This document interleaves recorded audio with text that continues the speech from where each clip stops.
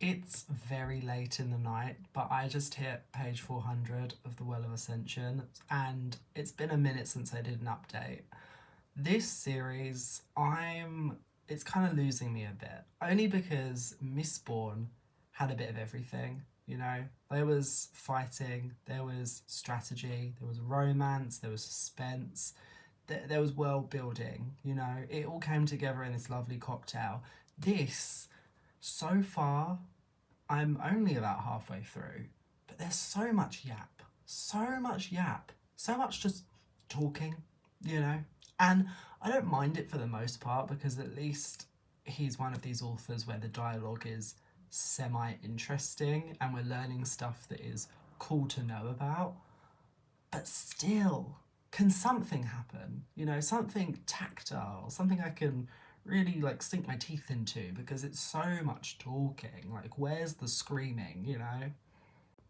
This book gets so much praise, so I'm sure it's going to be one of these slow burn situations where in the last act, stuff's going to really get thrown down, and I'm going to be grateful that I held on through the slow three quarters that got us here. But oh goodness me, are they slow? Like, we still don't even know who the Kandra spy is, like the enemy spy, but there doesn't even seem to be any urgency from Vin. Like, you think that would be quite a damning piece of information to have, and yet we're still not there.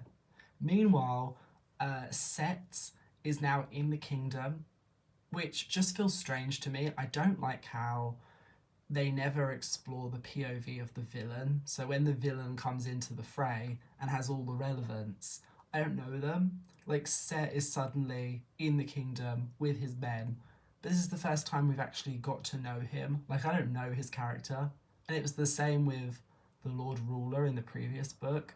Like, he was this big bad guy, but I didn't really know him. And I wish there were more alternating POVs. This book does a better job than the first one at that, at least, but I could do with it some more. One thing though that I have done a full 180 on is Orisa, so Vin's personal Kandra. Once he gave his backstory and we saw how difficult the Kandra have it, I do think it's really interesting. They have some great dialogue with each other. I have gone from like not caring for his character to like loving him, and I'm hoping that they like are in this for the long haul because they have a great back and forth. I'm really enjoying that. But that's all for now, I guess. Here's a little marker so you can see how far into it I am. I it's ending me.